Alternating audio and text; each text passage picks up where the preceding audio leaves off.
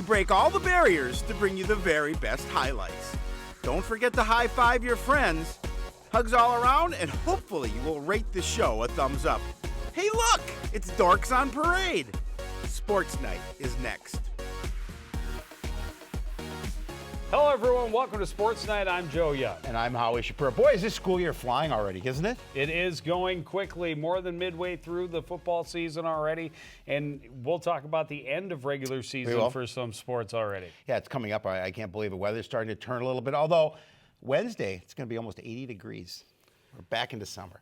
Well, I don't know that it will last long. The last couple of Fridays have brought chilly weather for the Cardinal football team to play in, and it so far hasn't been very good to them. Cardinals have suffered another setback last week with a rather unhappy homecoming.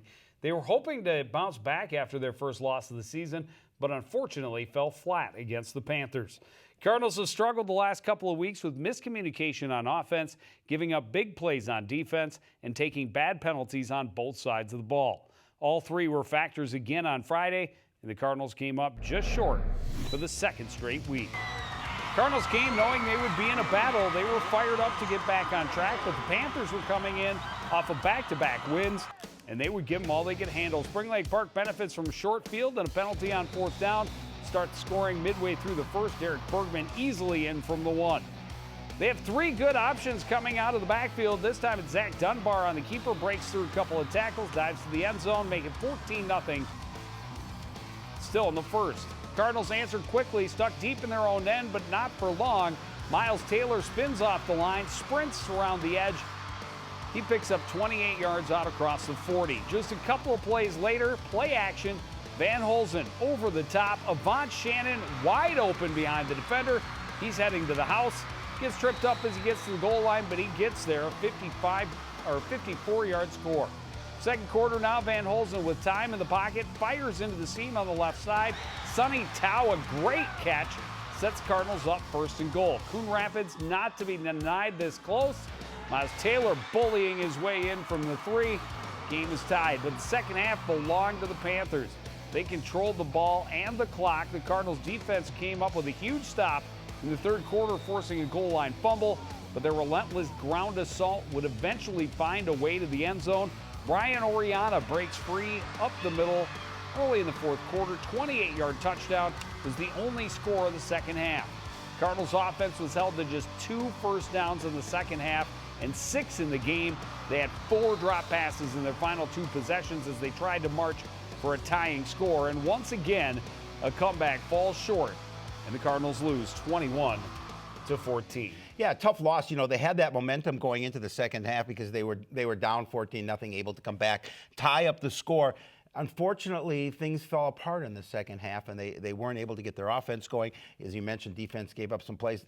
The biggest thing is this is the running game for Spring Lake Park. They did such a nice job of controlling possession, controlling the ball. They didn't turn the ball over other than that one play at the goal line, which was a great opportunity for the Cardinal defense to proceed forward. But unfortunately, the offense just couldn't get points on the board in the second half. They did control. I don't remember the exact stats, but it was something like 8 or 9 minutes of the third quarter was Panther possession, and that really slowed any momentum the Cardinals may have had coming out. They did make nice adjustments on defense. They did. And the Cardinals' offense could never get going, and unfortunately, they were kept out of rhythm because they had those 3 backs out there running them all different directions and keeping the chains moving. But the Cardinals did have 2 opportunities to drive the ball back down the field, and twice came up with back-to-back drop passes that would have been first downs. Yeah, and you talked about the penalties. Penalties at crucial times, offsides on the defense at a crucial opportunity. Giving a couple of them giving them first downs and continuing to drive forward. But the last 3 weeks in a row, they have faced pretty good running backs, and the Cardinals defensively have to find a way to really stop the running games of their opponent and get the ball in the hands of their offense a little bit. Well, 3 games left. It's not getting any easier. They still have 2 of the 3 divisional opponents to face. Here's a look around the Suburban Blue. Armstrong coming up short against Cooper, 42-34 in the Battle of the Robbinsdales.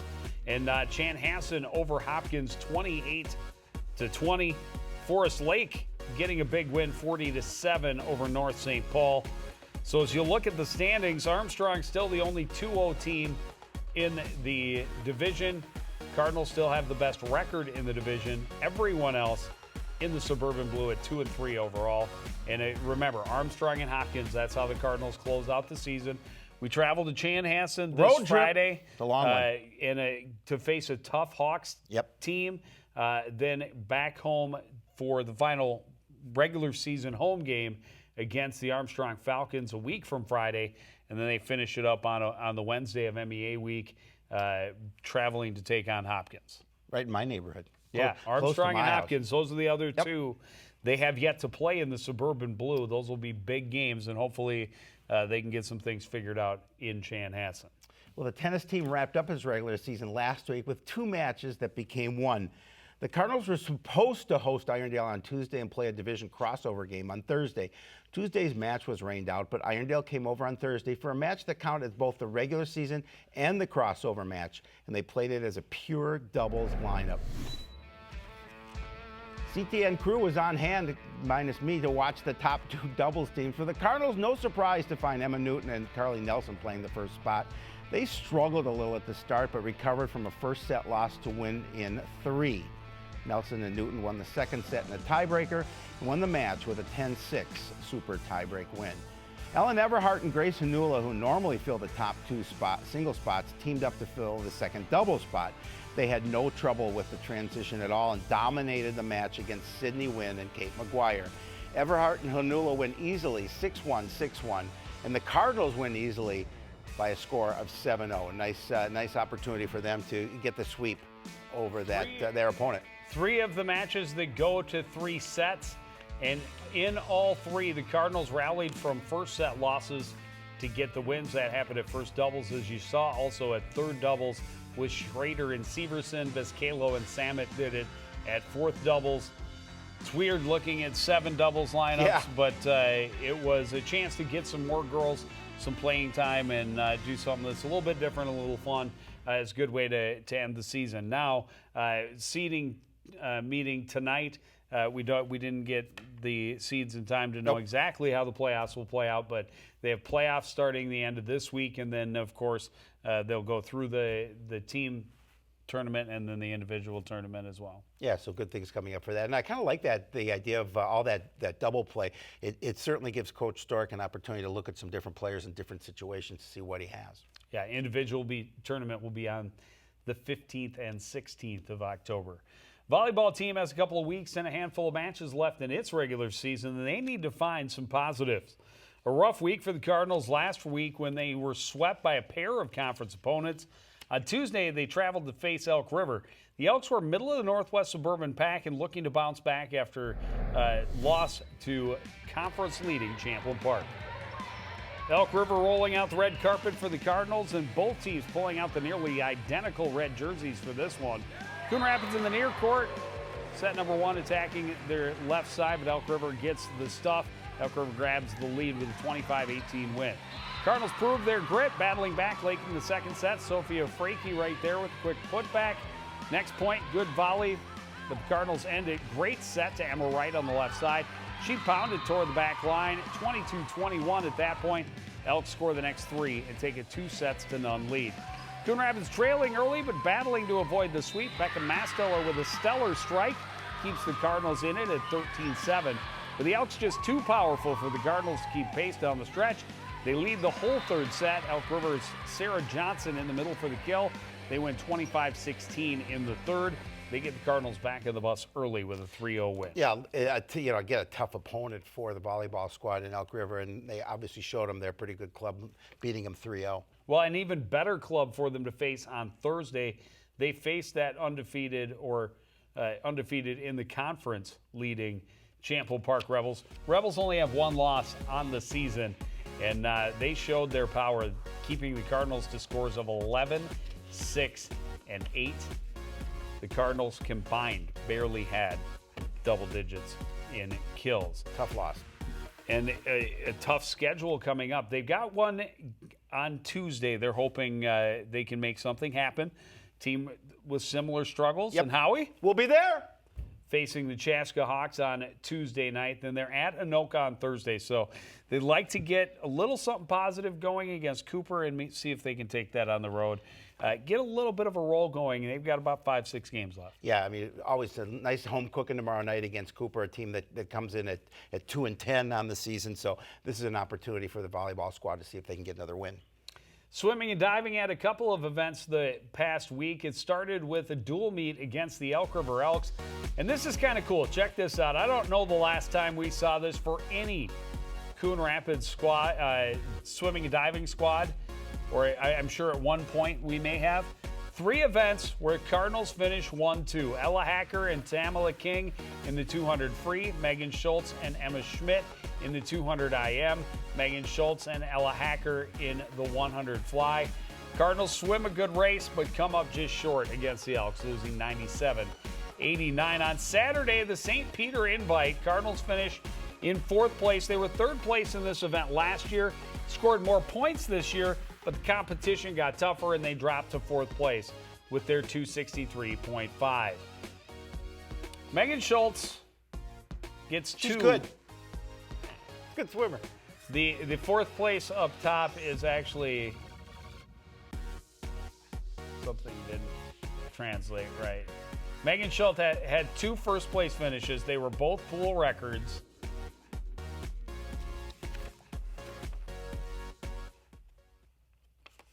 Talk amongst yourselves. We'll be right with you. She had pool records in the 100 fly and 100 breast, which she broke the record she set the year before. Tamala King was first place in the 200 and 500 free. Ella Hacker was second place in the 200 IM. 200 medley relay was second place. 200 free relay was third place.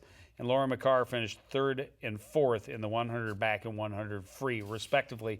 But the exciting news, of course, the 2 pool records That's great. that Megan Schultz broke set last year and then went ahead and made them even better this year. Yeah, I mean, just it shows you how much she's improved. I mean, she was really good Her last year. 100 fly time? How much more she's improved this year. Her 100 fly time Yep. would have been second place in the 100 free. Wow, crazy. Pretty impressive. Yes, so it is. they're looking to finish strong as well. They are at Anoka on Tuesday. They host Maple Grove on Thursday. And Howie, We'll be there. come check us out at the Northdale Middle School pool, and then go home and watch the replay because it's much better second time around. Yeah. Oh, yeah. Well, Leftovers are always you might, better. might miss a few things and leftovers. That's good. Leftover sports night. Yeah. The cross-country team was at the Roy Griak Invite. Last week we talked about the Malacca Mega Meet. Malacca Mega Meet had over 150 teams. The Roy Griak, they split it into 2 divisions, maroon and gold.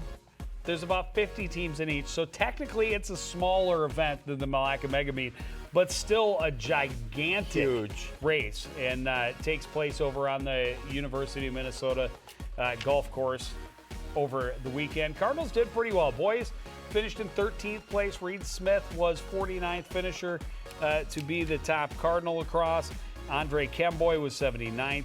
Martinek was 88th. Isaac Johnson won 19th. Noah Christensen won 30th. And Nick Jorgensen won 31st. And it's just amazing that they get to get into these big events and do as well as they're doing is really great. Girls team finished a little further back in the pack, but still respectable at 37th place. Only top 100 finisher is Sarah Eichstad, slipping in at 98th. Isa Hoagland is 187th. Rebecca Weimholt, 235th. Zoe Hoagland, 257th. And Jenkins finished in 304th. And upcoming, those 2 huge events could not prepare you for the name of their next event. Your favorite. The best of the year, the Thundering Royal Elk Invite. Gotta love it. On Saturday. And that's over at Fox Hollow, the Northwest Suburban Conference Championships, right after that. Yeah, it's always exciting, and we'll see what happens. We'll get the results next week to everybody. And you're going to be out there? Are you going to be out there? You're not going to make it? I'm doubting that I'll make it over to the Thundering Royal But Elk. it's your favorite invite. It is a great name. Yep. It is an absolutely great name for an invite. Thundering Royal Elk Invite. I like it. I like it. Well, the boys' soccer team struggles and offensive woes continued last week as they managed just 2 goals and 3 losses. Last Tuesday, the Cardinals traveled to Champlin Park to face a Rebels team in the logjam for second place in the conference standings. Coming off 3 straight shutout losses, the Cardinals knew they couldn't get in a hole early. But unfortunately, that's exactly what happened. Just the 8th minute, Champlin Park corner kick, it bounces off the arm of Moise Madimba into the box. That'll give the Rebels a PK. Caleb Haynes easily buries it, and the Rebels starting the scoring on a bad bounce for the visiting squad. Cardinals fighting to get back in it still in the first half. Long shot by Richard Lafika. Keeper Michael Asanwawo has some trouble handling it, but able to keep it out of the net. Scares himself a little bit, 1-0 Rebels. That's until this happens. Drew Collins with a long through ball towards the far post. Colonias Ogaharhor catches the Cardinals defense napping. He's all alone, taps it in. 2-0 Champlin Park. The Rebels keep the pressure up in the second. Great passing off the throw-in. Olga Harbor to Kevin Arthur, who chips it back for Haynes. He has his second, and Champlin Park has a 3-0 lead. They add one more late in the half. They work this one all the way across the field. Cole Bridson able to get the angle for the far post. Tweedy's dive comes up empty. So does the Cardinals score sheet. 4th straight shutout loss. 4-0 was the final. Yeah, both Coon Rapids soccer teams really struggling on the offensive end and seeing some really strong opponents through, what is really the heart of their schedule. Boys have 2 weeks left, so about 5 games remaining to get some things worked out. Girls will wrap up the season, regular season this week. A couple more games for the boys last week. On Thursday, they hosted Irondale and lost to the Knights 2-1. On Saturday, they made the road trip up 35 to face the Greyhounds from Duluth East, and I assume a quiet bus ride home after a 4-1 loss at the hands of that sectional opponent. The boys are at Osseo on Tuesday. They're at Maple Grove on Thursday. They host Spring Lake Park on a Saturday. An opportunity for see if they can get their offense going, because they've been struggling. As you see, they're just a goal a game averaging. Well, and the girls team, as I mentioned, having the same problem. And as I mentioned before also, they will wrap it up with 3 games this week. Still looking and hoping for at least 1 W this fall. Last week started with a tall task. The Rebels won their first 7 games this year and 9 of their first 10. Now they were coming off just their 2nd loss of the season. It's tough to play an angry Lion or an angry Rebel. Champlin Park starts the scoring in the first half. Off the throw-in, Megan Carlson went off the far post. Alex Lotz puts it home, 1-0 lead. Just over midway through the first, the Rebels strike again. Grace Marshalik with a great little chip pass to get Julia Sullivan in behind the defense. Perfect placement, upper right, no chance for the keeper. Champlin Park has the 2-0 lead. Their offense just getting warmed up. Less than 2 minutes later, the Rebels on the attack again. Another perfectly placed through ball. Alex Lotz tips it past the keeper, then easily puts it in the 24-foot wide opening. 3-0 in the 26th minute. Cardinals get one back. This one sent upfield, creates a foot race. Peyton Taylor able to get the edge on the defender, then get the shot past the charging keeper. Cardinals' first chance to celebrate a score in 2.5 games, but they still trail 3-1 at the half. Cardinals add one more in the second. Another pass, and gets an attacker behind their defender. It's Sullivan again. She plays it to the far side of the net. Her second of the game completes the scoring as the Rebels run away with a 4-1 win. Yeah, girls, another situation, another squad trying to score some goals, and they've had a little more trouble even than the boys, and the boys are definitely having trouble scoring. So it's something they're looking to put together, and certainly like to get more than 1 goal per game. Yeah, scoring woes did not get any better for the girls later last week. On Thursday, they lost to Irondale 3-1. On Saturday, they were shut out by a very good Minnetonka team, but still shut out once again, 9 goals through 13 games. Yeah, that's a head scratcher in terms of for Coach Worley. I'm sure he's trying to figure something out how he can get these girls to be productive offensively, but and obviously looking for that first win of the season makes it tough as well. And at the same time, trying to slow down their giving up around 4 goals a game. They're at Osseo on Tuesday, at Maple Grove on Thursday. and then they host Spring Lake Park for the regular season finale. So 3 really good teams. Yep. A couple of teams in there, though, that could be beatable if the Cardinals get on their game early and stay on it. Yeah, and I think the key for them is really trying to get on the board first and put a little pressure on their opponent because they haven't been able to do that so far this season. Well, a lot of stuff coming up for you here on CTN this week. On Tuesday, we have volleyball against the Cooper Hawks live from the field house at 7 o'clock. Then on Thursday, it's Northdale Middle School Pool hosting the Cardinals and the Crimson. And then on Friday, Cardinals on the road again at Chanhassen this time. Another battle of Cardinals and Hawks, and we will be there for all of that action. Want to thank everybody out there for joining us, continuing to support everything we do here at CTN. For the entire crew, including Howie Shapiro, I'm Joe Young, saying goodnight.